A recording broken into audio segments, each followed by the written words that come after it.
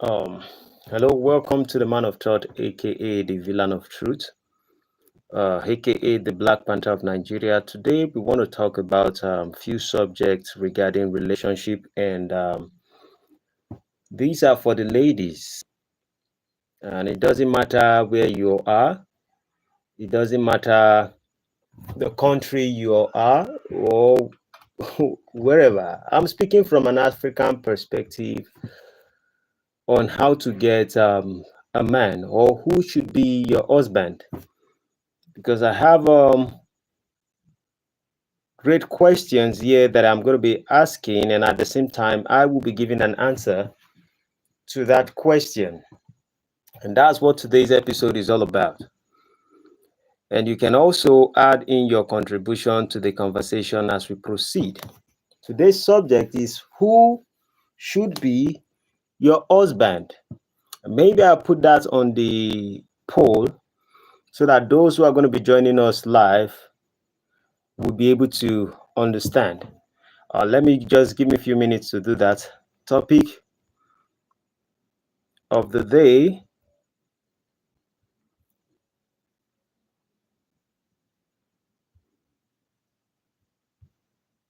who should be your husband? That's exactly what we are discussing today. Please, if you're just joining me,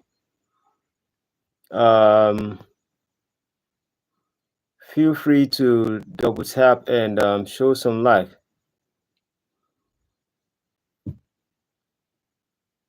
Sorry, I just used the poll not to ask any question, but specifically for people to have an idea of what today's conversation is all about. And I'm just going to be talking about it.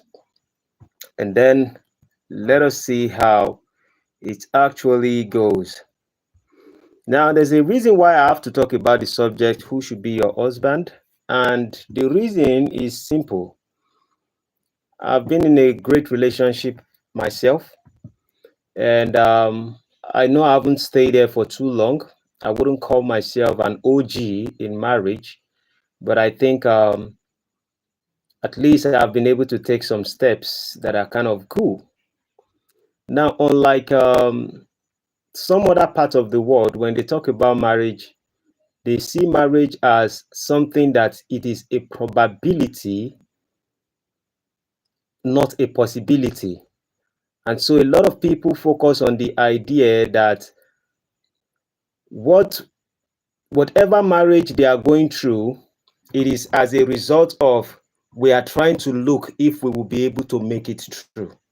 In fact, I've heard certain people that tends to be one of my great mentors, people that I respect so much, people like PBD Podcast, who has about 4 children with his wife. But when he talks about relationship, and they ask him how do you see relationship? His questions and his perceptions are like, we are trying it one step at a time. Now, I understand the idea that in life, there are certain things we did not prepare for, and those things come to pass. Sometimes you are not prepared to fail, and failure shows up. But I think that regardless, if you're going into marriage, if you are prepared for every aspect that life could throw to you or at you, there is a chance that you would know how to weather the storm if you are prepared for every part of life. Because when people go into marriage, marriage is always said that it is for better, for worse. Now, people always say, oh, we don't care about all those things because marriage at these days, people are kind of greedy and all of kind of that, all kinds of excuses. Let us look at it from the perception this way, that if you want to have a child and when you give birth, people are telling you that if you get pregnant and you give birth, there is a possibility or probability that that child is going to die. And the chances are 50-50. And the child might not live to be 30 years old. Would you want to take the chance? when you see it in that way, I believe majority of us would not want to participate in having children. Now, regardless of the idea that it is also possible that you can have children and that child is going to die, you are not looking at it from the idea of the negative stand, but whenever you have children, you are only celebrating having that child. So you are preparing yourself for success, regardless of the fact that there's a chance of failure. You are actually preparing yourself for success. Now, the same thing I see today, that when people get married, they are actually preparing for the failure of marriage. They are not preparing for the success of marriage. And that is the reason why I will be throwing these questions, and I'll be asking few questions, and I would also be giving an answer to some of the questions. Your contributions are highly welcome while we continue the conversation. Let me first of all read Kawasaki. Okay, say, yo man, may God bless. Have a good day. Thank you very much, sir. Please, for those who are joining me, I would like you to double tap and show some like. It helps the algorithm to inform others that we are live. I would appreciate that. So while we continue on the conversation, so let us ask ourselves a question. One of the questions for the women: who should be your husband? And I think that if you ask yourself who should be your husband, then you have to be able to start designing what that man is supposed to be. There is a natural expectations of women when they are looking for a man, and there's a natural expectation of a man when they are looking at a woman or for a woman. First thing a lot of people look for is what we call attraction. Attraction in a sense that, how do I perceive the man to look like? Should he be slim? Should he be fat? Should he be tall? Should he be short? And for most women, they are actually looking for a man that is actually physically stronger or dominant than them. For a man, most of the things they are looking for is the things that looks more beautiful and more gentle than them. So when we talk about the looks, when we talk about the attraction side, there are a lot of people who can actually, move around and say, okay, I don't care if he's if he's as tall as this so height or this so height. But one of the problems we're having in today's society is that they've given a lot of people an expectation of how to think about a man, or which man you should be thinking about, and which simply means the man must be 6 foot tall. The man must have 6 figures, must be earning actually maybe 6 figures, and it must be what? 6 packs. Is it 6 packs they call it? Stuffs like that. Some will say 6 inch.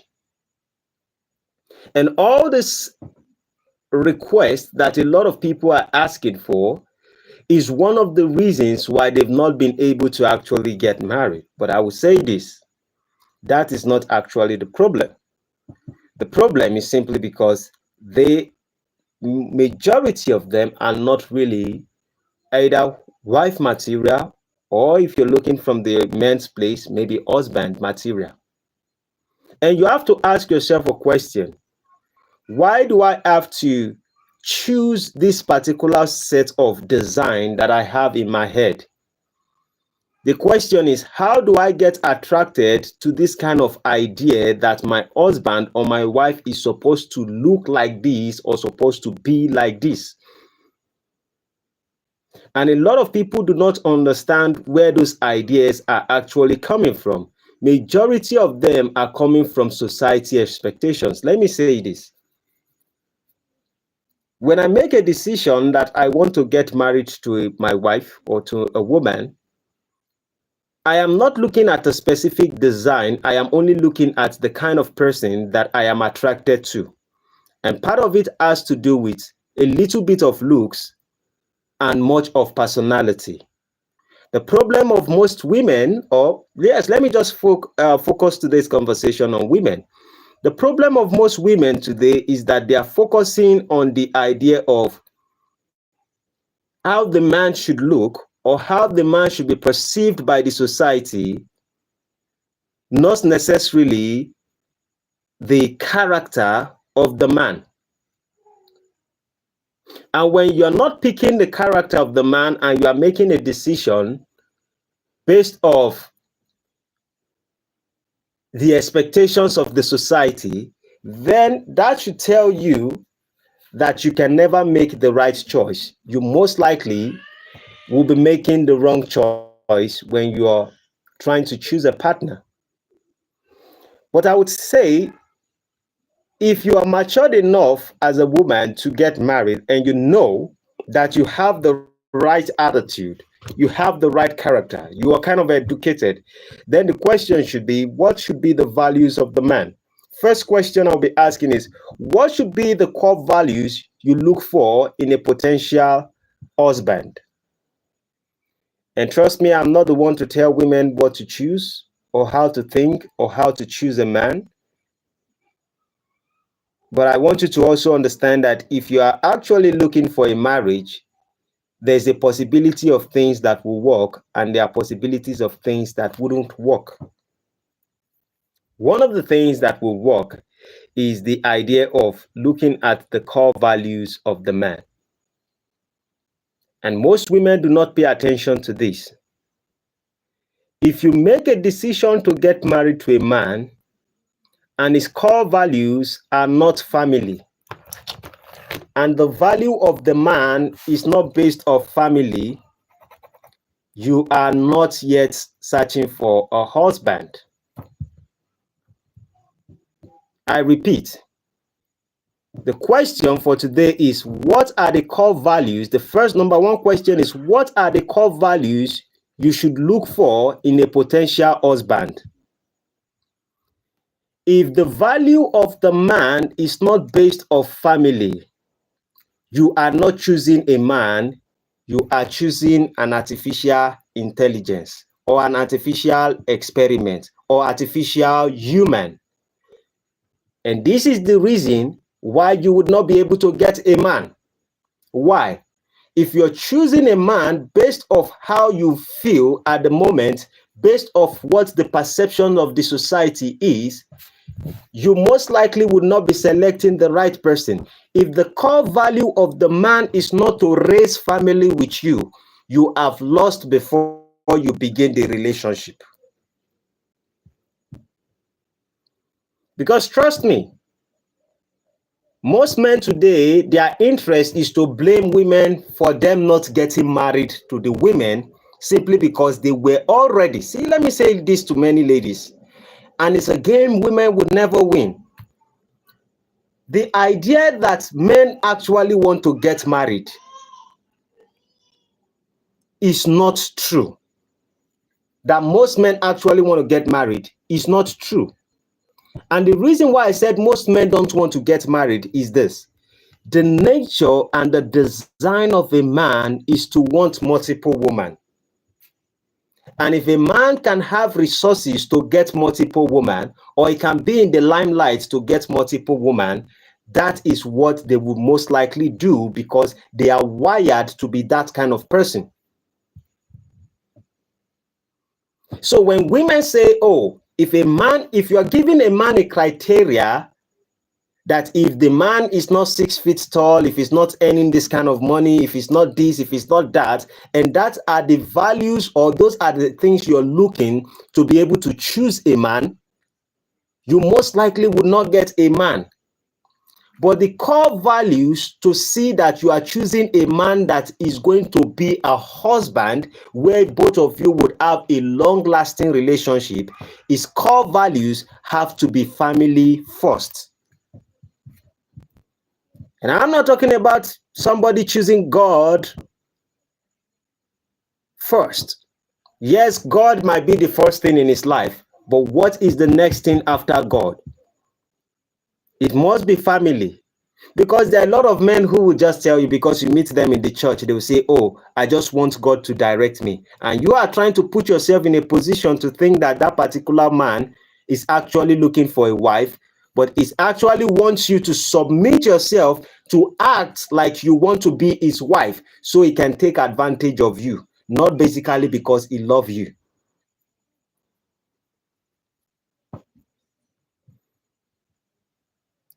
Most people get deluded in their mind, not knowing that if the core values of a man is not the family, then that means there is nothing. Everything that pops out in his mind, he always wants to gravitate towards whatever is going to make him just move on with his life. And that is the number one core values, a man that has the interest to establish a family. Because if a man decides to establish a family, then it simply means he wants to be with his family. You have to look at the aspect, how close is he to his own family, wherever he came from? Did he love his mother? Does he love his sisters and his brothers? Does he love his father? You have to ask and know the reasons behind whatever misunderstanding, because you are not expecting him to come from a family that is also perfect, because nobody comes from a perfect family. But understanding that part of his interest in life is to establish family, and what are his interests and his goals with his family. You know, it is easy for a man to just tell you, oh, I want to have a family, and that's the core value of me. Right now, I'm interested in having family. You have to ask him a question. What are your plans for your family? And listen to him speak over and over again. If his conversation is based off, I just want a son and a daughter, I just want a daughter or a son. If the focus of the man is so much based off, I just want a son at this particular time, or I just want a daughter at this particular time, or if they can just be 3 children, and it's not telling you the long-term goal of what he wants his family to look like, then it simply means such a man does not have vision for the marriage. A man who does not have vision for the marriage cannot be your husband, because whatever opportunity or whatever good things show up in his life, he would take them over his family, as long as his life will be better first. You guys will come second. And I'm not talking about, oh, does it mean that if a man takes to be your husband, he shouldn't take other opportunities when people present job to him? Maybe he wants to go far. No, that's not what I'm talking about. I'm saying if a man does not have vision for his family that he wants to establish, and both of you are just having conversation based off, I am just a man, I'm just a woman seeking for a man, the core value I say is has to be family first. And if the man says that he wants family first, ask him what is the vision, the long-term vision for the plan of the family. If he cannot tell you how he visualizes things, if he cannot tell you what his dreams are in having a family, trust me, that relationship, you might have just one child, and that will be the end of the relationship. So the core values, number one, just have to be family first. Then the second question, how important is compatibility in terms of lifestyle, hobbies, and goals when choosing a husband? The second question for today is, how important is compatibility in terms of lifestyle, hobbies, and goals when choosing a husband? This particular question is a question that a lot of people look into today when they are making decisions for who they want to get married to. And that is the reason why it is more or less like impossible. When you have a perception going into a marriage that it is about your hobbies, you have missed the goal of marriage. Because marriage regardless of how you put it, marriage is not a game.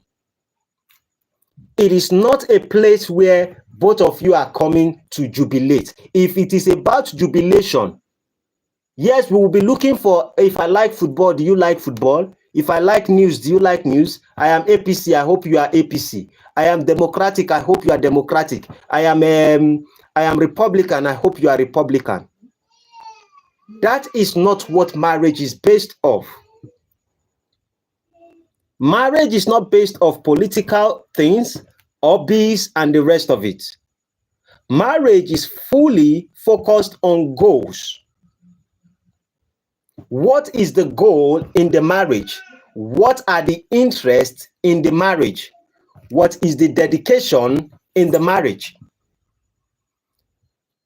So when people are always looking, if you're looking for a man or you're looking for a husband and you're asking yourself how important, and somebody is asking you how important is compatibility in terms of lifestyle, hobbies, and goals when choosing a husband, it shouldn't be the primary focus.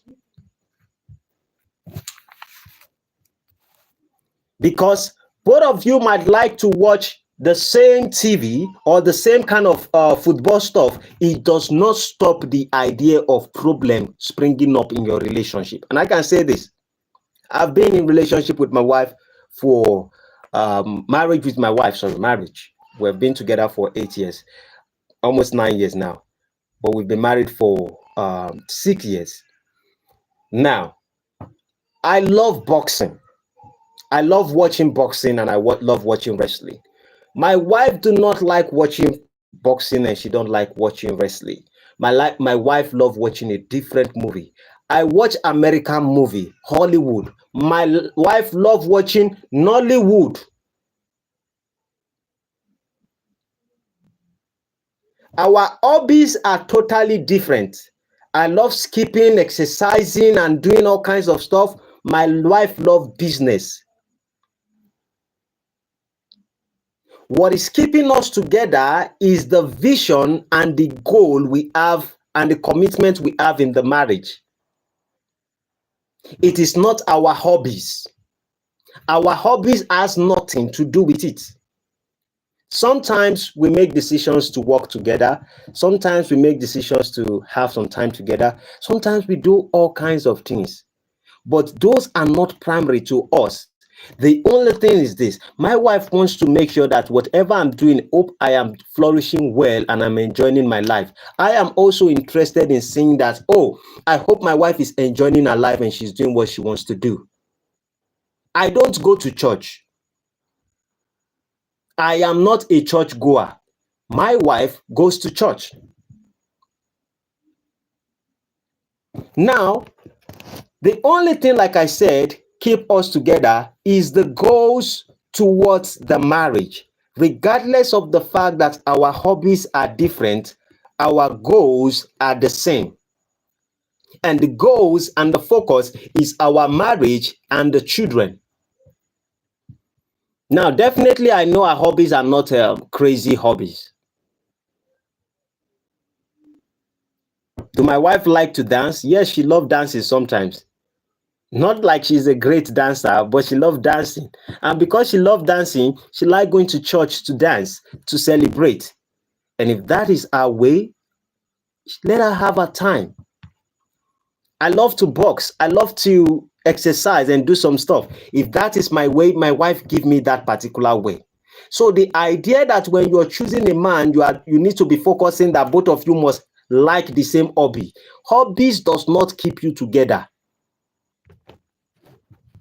Maybe it plays some role, but it does not keep any relationship together. That is not the basic foundation of the relationship. The first thing is this: is the man there basically because he wants to be there, because that is his vision and his plan, and because that is your own vision also and your plan to be in the marriage? Are you both committed to the goals of being together and raising your children? If that is it, hello, Dennis Agonla Hall. Yeah, thanks for joining. If the goal is to be able to flourish in the relationship, that is the basic thing, not the hobbies. Now, when it comes to the idea of the lifestyle, your lifestyle shouldn't be too far from each other. There are certain things you can cope with, both from the positive side and from the negative side. And there's a side of her that you have to see that he is also willing to compromise from the relationship standpoint when it comes to lifestyle.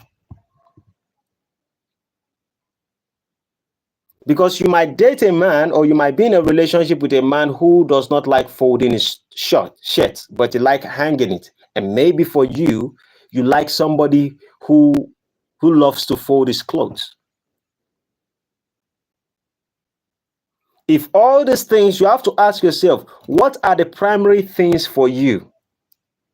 And understanding that most of these things both of you pick up along the line, it was habitual, something in the past, and both of you grew along the line and you became what you are.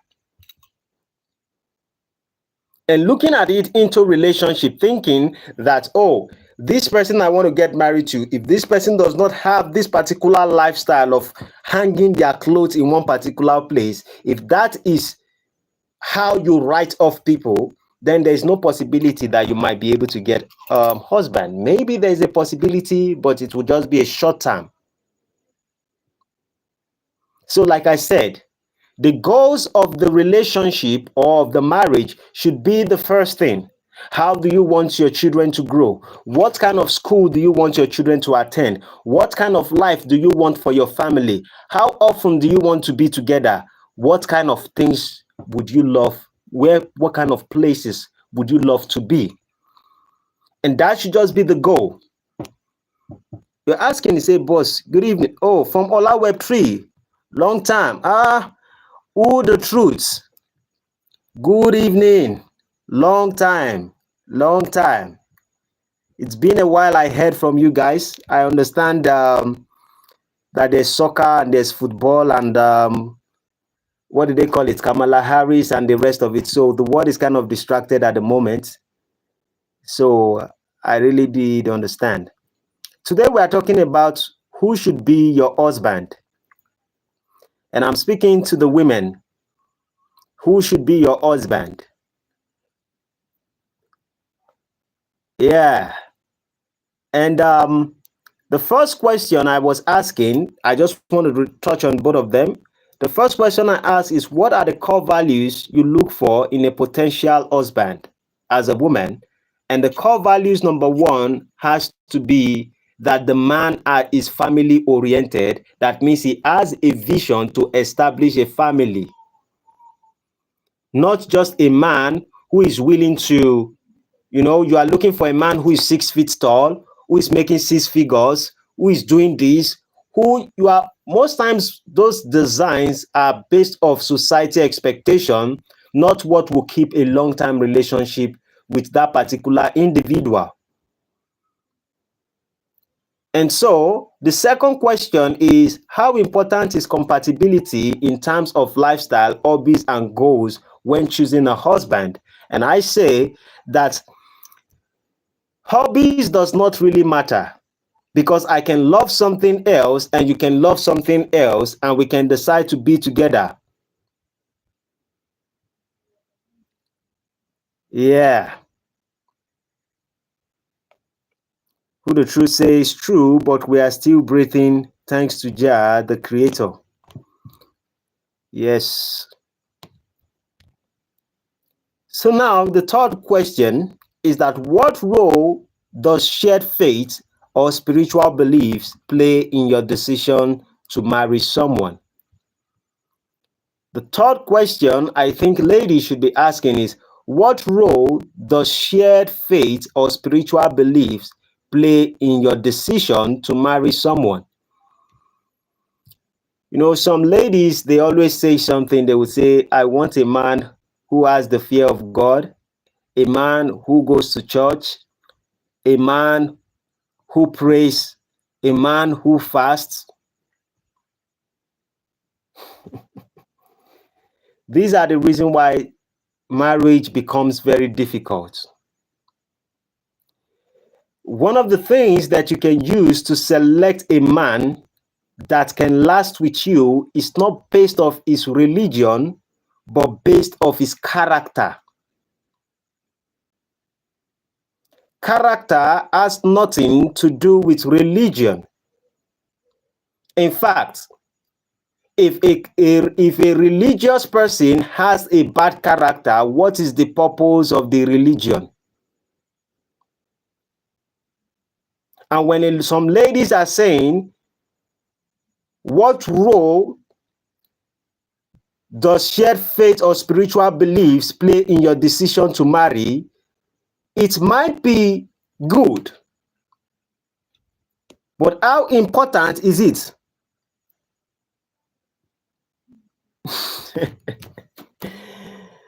What the truth says, some women will say, some will say a tall black man with a touch of VDM. Very dark man. And so when these are the requests and these are your priorities and these are what you're looking for, you most likely would not be able to attain a husband, but rather you are choosing an artificial human being. And so, like I said, your faith and your spiritual beliefs in your relationship, as long as the person is not diabolic, as long as the person is not diabolic,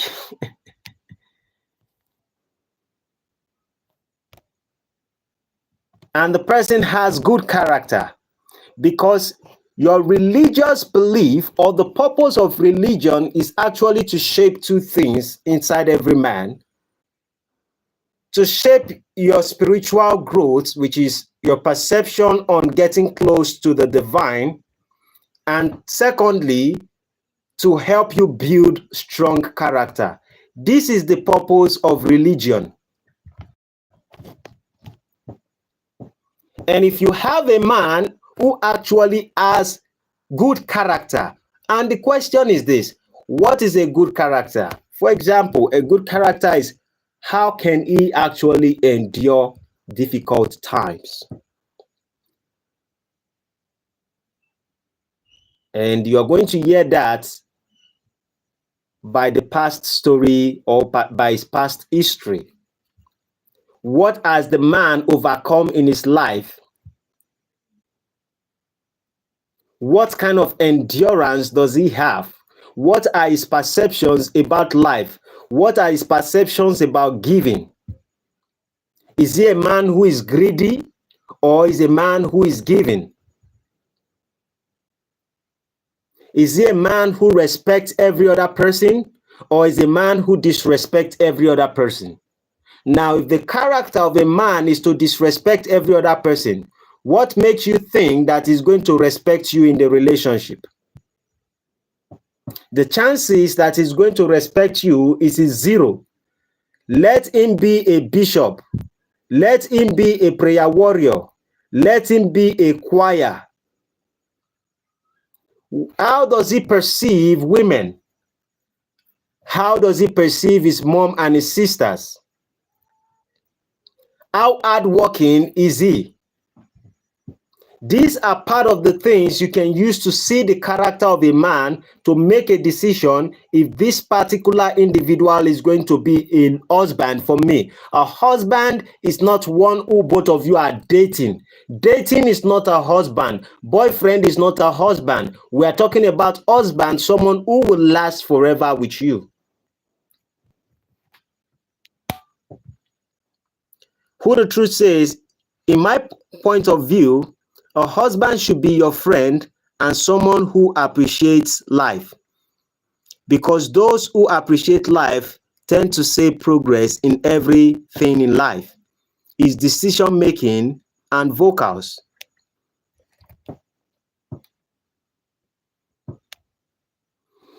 You see, I kind of agree 50% with what Who the Truth says, that your husband should be someone who is your friend. But because every man who approach you can approach you to be a little bit friendly, this is the reason why a lot of women are using the man who presents himself to be good friend to assume that he will be a great husband. Just because a man is a good friend to you does not mean he's going to be a good husband, because men understand that it is necessary for you to be friendly to a woman so that she can open the door for you so you can get in. And because most men understand, a lot of them will pretend. Not every man, majority of the man who pose in the position to be friendly with you will be a beast in marriage.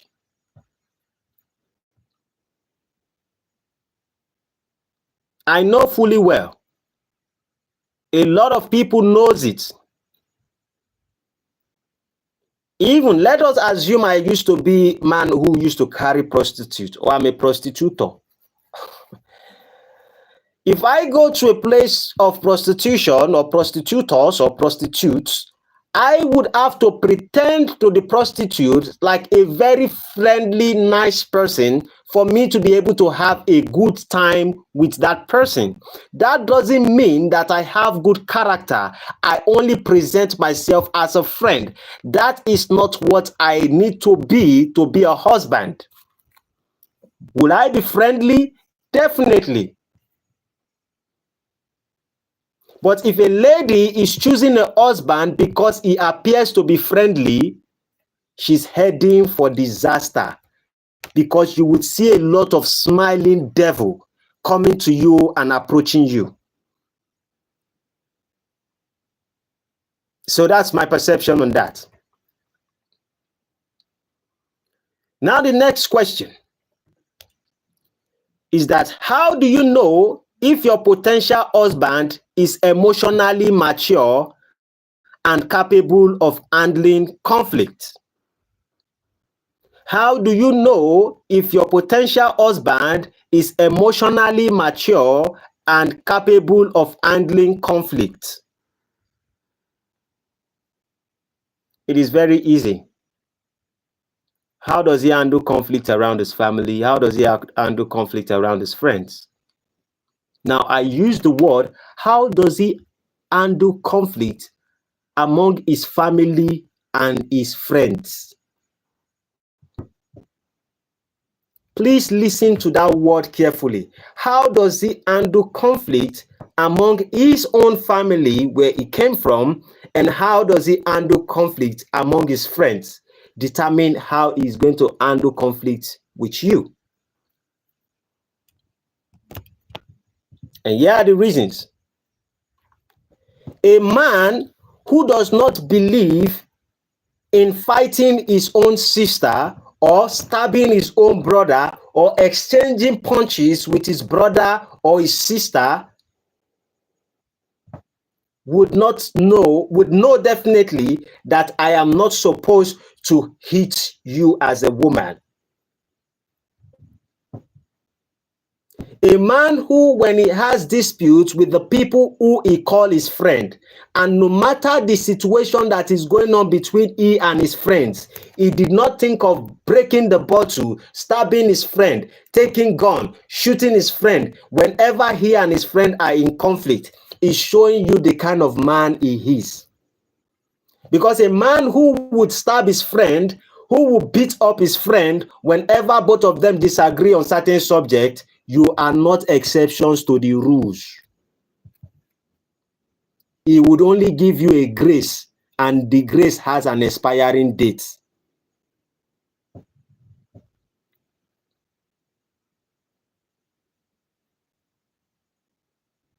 Are you listening? Are you listening, ladies? Ladies and gentlemen, and I'm saying it for the men who are here, these are the things you can give to your sisters or perhaps your friends who are looking for a husband. I'm a female and I have to agree with you, sir. I don't listen to what a man says. I watch what they do. Absolutely. Absolutely. Thank you, Pure Water 1212. So that is how it goes. Now, when you see how he handles situations with his family and with his friends, and the thing does not become chaotic, whenever his friend, he and his friend have disagreement, he walk away and he talks about the situation, know that more or less those are the kind of arguments you would have in your relationship. And do not think you are not going to have conflict in your relationship. Conflict is for sure. Maybe you have the same hobbies or you don't have the same hobbies. The same thing would repeat itself. You guys would have misunderstanding.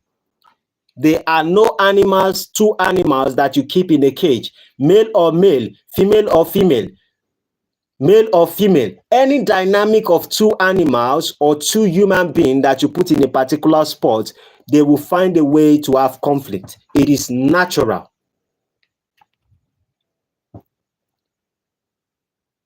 So if you want to know how mature he is, look at how he treats his friend. Now, that doesn't mean that if he is a beast to strangers and he is good to his friends and his family, what is indicating indirectly is I am a family and a friend protector, but I can be a beast to a stranger. That is the kind of man you want in your corner. A man who has to be what he has to be to defend you and the children. Because his friends and his family is a story to tell you how he's going to see you and his children. Not a man where strangers will slap everywhere and he walks and he acts like zombie and he agrees to what everybody says. A man who can disagree with people. When it comes to friends and family, they might disagree, but they find a way to resolve it.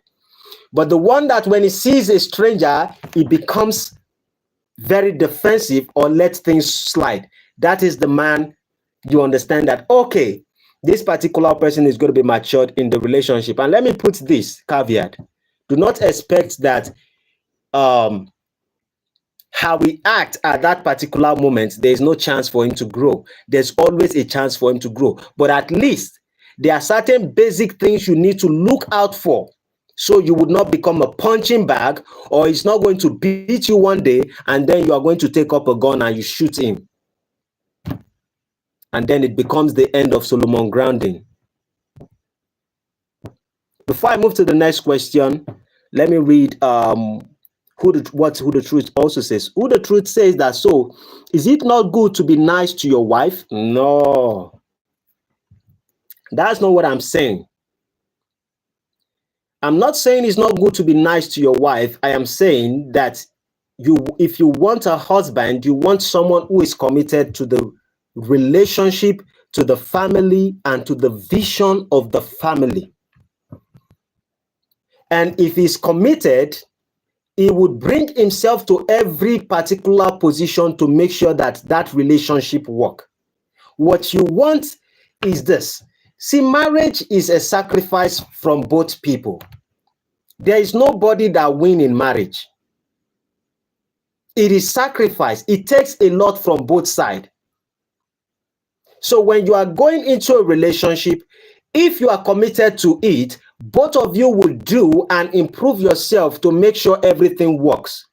Compared to a man who pretends to be friendly. In the beginning of relationship, I'm not saying a man shouldn't be friendly. I'm not saying being a friendly man in a relationship is a bad thing. No, that's not what I'm saying. I'm saying that shouldn't be what you should be focusing on.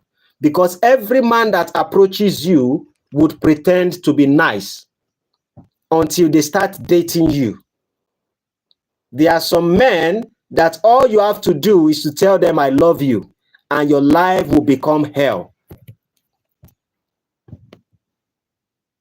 And he start asking you, who are you calling?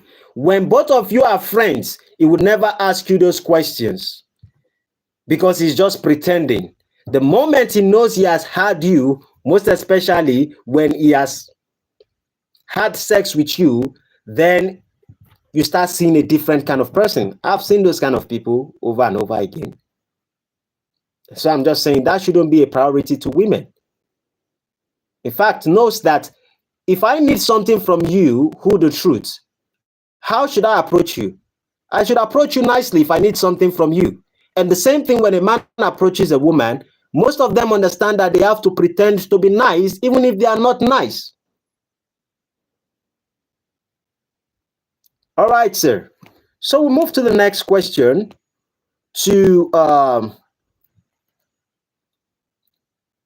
What financial traits should you consider in a man before deciding to marry him? What financial trait should you consider in a man before deciding to marry him? Very simple. A man who is hardworking, a man who likes saving, and a man who likes investing. A man who is hardworking, a man who is saving, and a man who is investing. If you pick a man who has these three traits, you can't make mistake when it comes to financial things. Now, that doesn't mean he will be rich when you met him. That simply means there's a possibility that he will be rich. And in fact, if he does not get rich, you would know that both of you will be able to strive and survive fairly in the marriage. Now, let me break it down a little bit. What is hard work, or what is the perception of hard work in the marriage? The perception of the hard work is this: how constant is he to his business? How constant is he to his place of work? How does he love going to his place of work when he knows that is what he has on ground? And if he has a little business, how constant is he waking up to work, going to his place of work? Consistency is how you know a hardworking person, not somebody who is a laborer. A laborer may be laboring, but might not be a hardworking person. Just because I carry block and I am a mechanic and I'm carrying iron on my head does not mean I am hardworking. I might just have some money and I start misbehaving. But when I build the ability of consistency in anything I do, in my place of work, in whatever I do, that is putting out a trait that there's a chance that I will keep improving and there's a chance that I will succeed. Then the other one is saving. Does he have plan for whatever he's doing? A man who does not save does not have a plan. He is just working to impress the society and probably you. And if you think because a man is spending money on you every single time, it simply means that he loves you, get married to him and have 2 kids for him, and then he will make same money and he will see a beautiful girl and he will spend money for that girl also. But when a man is saving, you are seeing the discipline and the principle he's living by. That means he's creating a plan for his future, knowing that I cannot be in this particular position for a long time. I need to start planning for the next phase of my life. Then, a man who is investing, a man who have a mindset to invest, any man that is consistent in working and is consistent in saving and does not have the ability to invest, do not marry such a man. If you marry a man who does not have the ability to invest, a man who does not have the ability to invest simply means he lacks vision. You can be very hardworking and you are saving money, and problem will come. One sickness will come and it will take all that money away. A situation will come up and that money will go. House rising will come up and the situation will go and the money will go. Economic crisis, government, Kamala Harris versus Donald Trump can let your money go.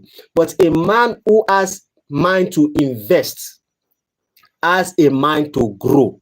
And for you to have the mind to grow, it simply means you have a vision of where you are actually going.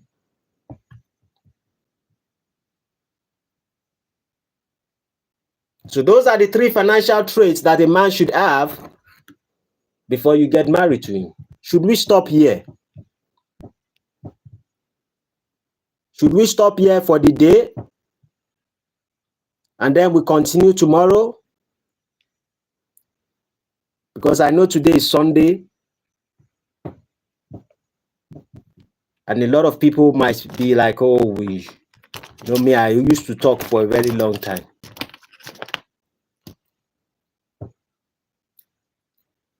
So maybe tomorrow we continue with the conversation, because I don't want to take you guys' time, since today tends to be Sunday. Maliko Sondaya. Okay.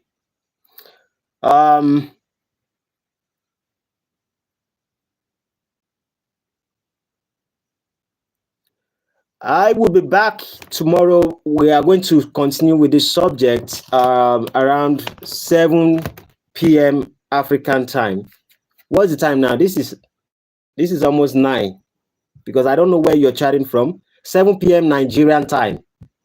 That's when I'll be coming back live. 7 p.m. Nigerian time tomorrow, thanks to the Monday, I'll be on live 7 p.m. tomorrow. So please join me. If you haven't subscribed, make sure you do subscribe to the channel. Like and share. And share. With that being said, make sure you subscribe and turn on your notifications so that whenever I'm coming live, I'll let you know. But I'll put out a notification of when I'll be coming. I will definitely be coming around 7 p.m. tomorrow. Join me so we continue on this conversation. I appreciate everyone who has joined me today. I deliberately don't just want to waste your time. And that's the reason why I want to stop at this particular number for today. We still have over, I think I stop at number 5.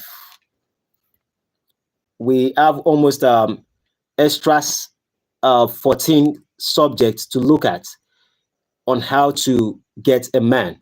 And please tell somebody also to tell somebody to join us on tomorrow's episode. Have a great day.